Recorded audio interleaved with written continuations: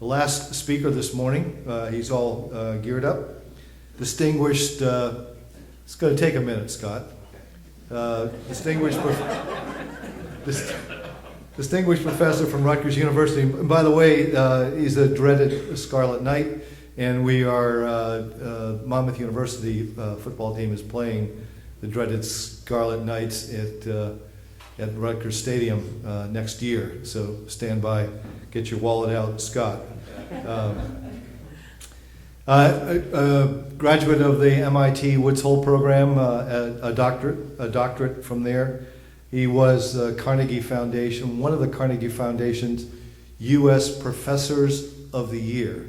So he's not just a scientist, he's taking care of the people that work with him in the classroom. He is the national expert on HF radar, and I would say the go-to person if you want to know about gliders. He's off to, his speech will be, remarks will be right on time, because he's going to Antarctica on Thursday. Now, you may think that that Admiral Gallaudet is the big boss in oceanography. But let me tell you, there are other people that lead in this business. And hopefully you'll talk a little bit about this, but this one-man band that's going to speak to you now has convinced the Navy with its little autonomous vehicles and NOAA with the money to buy batteries to turn that expensive instrument over to Rutgers University to be deployed by Monmouth University to deploy in front of hurricanes. This one man got all these agencies together. They said, "Uncle." Of course, he demonstrated he could do this in the Gulf of Mexico and in the Caribbean, and now he's moved it up to the Mid-Atlantic. We'll see who's really leading this country, but ladies and gentlemen, Scott Glenn.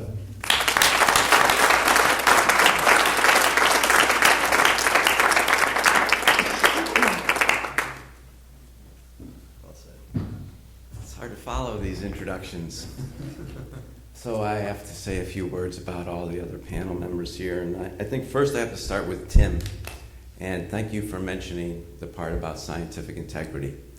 We all know what you and Neil were going through that weekend, and we especially appreciate the public announcements by Louis Ussolini, Craig McLean, a Rutgers graduate, and we want to thank you for making those hard decisions and sailing true north, as other admirals have said. You inspired not only the NOAA leadership and the NOAA teams, but also many of us here in this audience. And so, thank you for that. I know all these people. I've known Admiral Gaffney for years. He's been an inspiration for my career for all these years, and we've had a great time in the Gulf of Mexico with the National Academy, figuring out how we can use ocean observing to have a better economic impact and safer seas for the oil industry. And with Clint, 2007 we first met each other in Rhode Island, and you were talking about offshore wind, and we were talking about how we could use the ocean to better make that a safer environment, more economically viable. And Beth Ann, the Department of Homeland Security's Center for Secure and Resilient Ports. We worked for 5 years on that project. And Brad, you probably don't know this, but it was those DEP gliders and the Board of Public Utilities HF radars that let us do the science of the hurricanes, that allow us to stack up the papers from Nature. I mean, the fundamental science so advanced that it was published in Nature. Stack them up on the desks in NOAA and allow us to bring these hurricane gliders to bear for Tim Gallaudet's work. And so this is just a wonderful panel and a wonderful day, and I've taken longer than my speech, I guess, just to say the introductions. So in terms of interesting jobs, I think I have the most interesting job at Rutgers. I'm the director of the Rutgers University Center for Ocean Observing Leadership, co-director of this. The acronym is Are You Cool? So I'm the co-director of Cool at Rutgers. And as a result of having that ocean leadership in there, I used to think ocean observing was the key word in there, but it was Tim Gallaudet. He was exercising on his treadmill one morning, and we get the email from him, no, it's the leadership that's the most important. And we heard that from his talk. And so as the professor of Cool at Rutgers, I have a quiz. I have a pop quiz for the panelists. And we have 2 graduates of the Naval Academy, so I think we'll do well on the first question. What is the motto of the Naval Academy?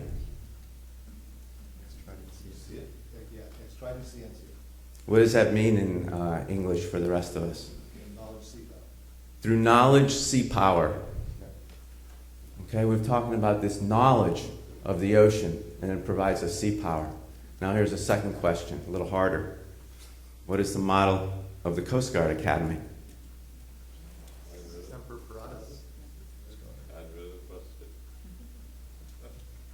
Come on, Rick. I know. Do you want to say what it is? Sea yields knowledge. The sea yields to knowledge. And so these academies that are training our young people from the very start, they're trained in how to operate the systems that they will be using at sea to do their jobs more professionally, and to do their jobs with that knowledge so that they can be more effective at sea. And that's kind of what we need here today. We need that training to go on in our universities, to have those people learning how to do these ocean observing activities that make these systems more able to operate more efficiently and effectively and provide that economic development we need.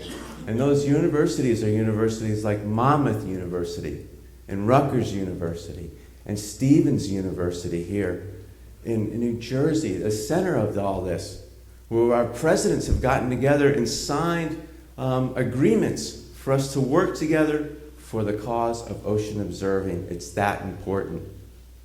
And so when we look at the different industries that we see here, we see here the ports.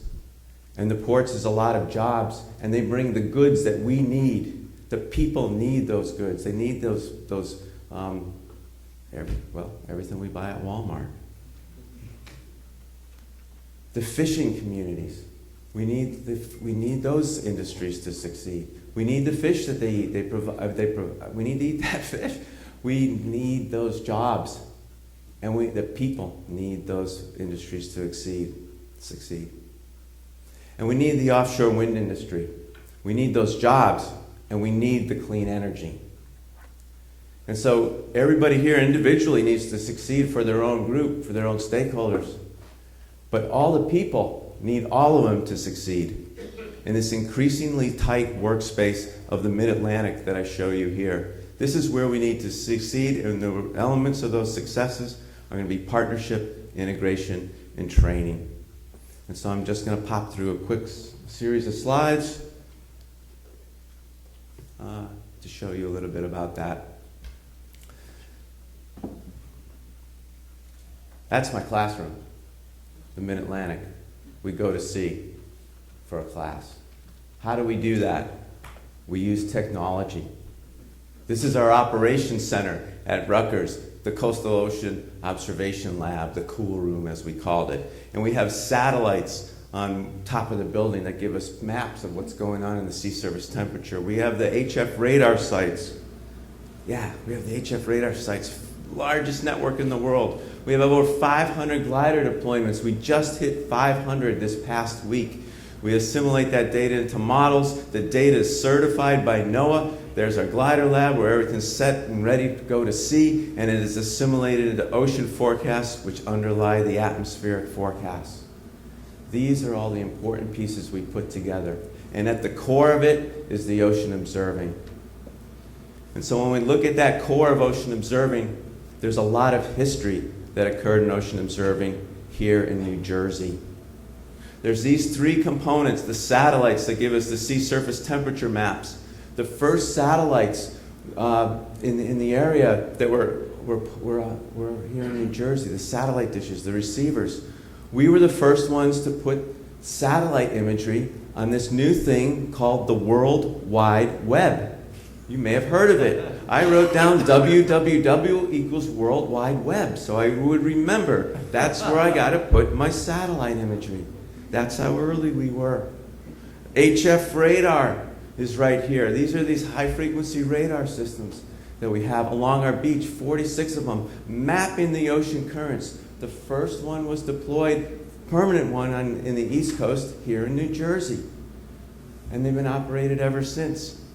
1998. 1998, we put the first one in. 10 years later, May 4th, 2009, this went operational for search and rescue for the Coast Guard. 10 years after that, the most used products for Coast Guard search and rescue in the nation are the models that assimilate this HF radar data. Because not only do you have the quality of those real-time observations, but you can project them forward to when you'll be on your site with your rescue people, those brave people that jump out of the helicopters. And there's the gliders. 1999 in New Jersey, the first Slocum glider was put in salt water off Tuckerton, New Jersey. A student in this room, the student that is in this room, tied a rope around that glider so it wouldn't get lost. That student is now a professor at Rutgers. It's Josh Koa right there. 10 years later, 2006, we were made the Navy's center for hardening these Slocum gliders for their big buy of 150. And we managed to do that. In 2009, a bunch of students at Rutgers took those hardened gliders, they fixed them up, they put them in the water and sent them east from Tuckerton. East until they hit Europe and landed in Bayona, the same place that the Pinta landed with the news of the New World. 21 days later, that was recovered and made history. 10 years now, since then, from 2009, 2019, 500 glider flights under our belt, and the new Hurricane gliders being put to sea to support NOAA. That's what we do. We take this data, maps of the surface, the glider ribbons below, and we do what Monk calls the 1 + 1 = 3 scenario. Combine them into a 3D ocean that is then submitted to the forecast models to improve them. Here's one of the main examples that we have, one of the earliest successes of this, the HF radar network. We did it in partnership with Art Allen in the US Coast Guard. And we put these radars out and they get maps of surface current and we validate it with the drifters. And here's the series of events that we go through. This is the value chain that we have for the data. All the things that have to happen with this data for it to be of value. First, the observations, plus the scientific analysis that we do, like Art and myself, to get to be understanding. How do we understand the surface currents in this area? And how do we build the models that we can then use? Those models plus new observations are built into forecasts so we can move forward. Those forecasts go into decision aids that provide you actionable information. So now you have information to make a decision. And then that actionable info with a knowledgeable user can have a positive impact. And this is where all the training comes in with the Coast Guard and why we go to the Coast Guard Academy and give the talks on what we do. And here's a picture of how that all works. Here we are acquiring the data over the last 10 years. We've been doing this continuously since May 4th, 2009. And it goes through a whole series of data management activities where it's quality controlled, it's assimilated into models, it's stored on an environmental data server so that it's available anytime a SAR ops operator hits a button, it populates a GUI like this, user interface, and the user can put in 1,000 virtual drifters and decide where to send that helicopter to save your life. This saves lives, and we want to do this around the nation. And so we have something here now called the Maracus Integration Matrix. Here's what we just talked about. We have regional themes that we care about here with the fisheries, the safety at sea, the water quality, the flooding, offshore energy. We put that data into the radar networks right here. Saving lives is good. That's what pays for the data. It's now available for all these other activities. And the most visible activity that it's been available for is the hurricane forecasting. So I'm going to show you that side of it for the integration. Here we have the two big hurricanes that hit our region. Hurricane Irene, 15 billion in damage. The track in 2011, notice it's August. The track was accurate 5 days in advance. We knew it was going to come up our coast and it was going to be a bad storm. President Obama said evacuate. We had the governor say, the governor's evacuation plan, right? Get the hell off the beach. It wasn't that advanced yet. But it was, we understood what he meant. All right, but the intensity was way over predicted. The storm came through, everybody got the hell off the beach, and nothing happened. At the beach, it was a rainstorm inland, the rivers flooded, damage everywhere. We put people where they shouldn't have been because we moved them into the damaged area. 1 year later, Hurricane Sandy comes by, $72 billion. All right, the track was accurate 7 days in advance. I was still down in Brazil at a conference giving the hurricane talks, saying, okay, let's get ready for this one. Because we saw it swerving towards us. And we put our students put the gliders out, and we saw that the impacts were underpredicted. This shows the difficulty of hurricane forecasting. Tracks are usually accurate. Intensity is not. And when you make a decision to evacuate or shelter in place, you see that the hurricane's coming at you, you make the decision based on intensity. If we want to make that expensive or life-threatening decision correctly, we have to know the intensity. We can't be over-predicting, we can't be under-predicting. And that's where all this data from the ocean was so important. That's where those New Jersey DEP, Kevin somewhere, those DEP gliders were so important. It told us what the essential ocean processes were, that there's two classes of hurricanes out there. There's the Hurricane Irene class, where the ocean mixes and it cools ahead of the eye and saps the energy of the hurricane. And then there's the Sandy type storm. That's a slow mover, and it slowly pushes that cold water away, leaving nothing but warm and intensifies the hurricane. We now know those processes, and we put those in the ocean models. We put those in the Navy models, because it is the Navy models that underpin. The Navy has the best data assimilation that we have. It's the Navy models that underpin our hurricane models. And so this is the approach based on those successes. It's like a soccer game. And in 2018, we started this. The hurricane hunters have been flying around since 1946, where you dress in white and you fly through the air with a grimace on your face and you go into that hurricane chasing the ball. The other thing you have to do to win at soccer is you have to protect the goal. You have to protect the homeland. And that's the job of the hurricane gliders. The picket lines. The soccer goalie dresses in yellow and protects home base. That's good. And this is just one example from the 2018, where we had the three picket lines, one protecting the U.S., one protecting the Caribbean as they were coming in, and one here in the formation zone. So 62 gliders were deployed over the season. 1/3 of them were dedicated hurricane gliders. 2/3 were out there for something else, but contributed their data in partnership to improve hurricane forecasting in the United States. That is a powerful statement, and that's what we repeated this year. And the way we're going to continue this is through education. The Naval Academy trains those young officers. The Coast Guard Academy trains those. It's these universities, Monmouth, Rutgers, Stevens, partnered together. This is one of the programs. We have an agreement to work together on this, signed by our presidents, Then this master's program, 4 of those students are here.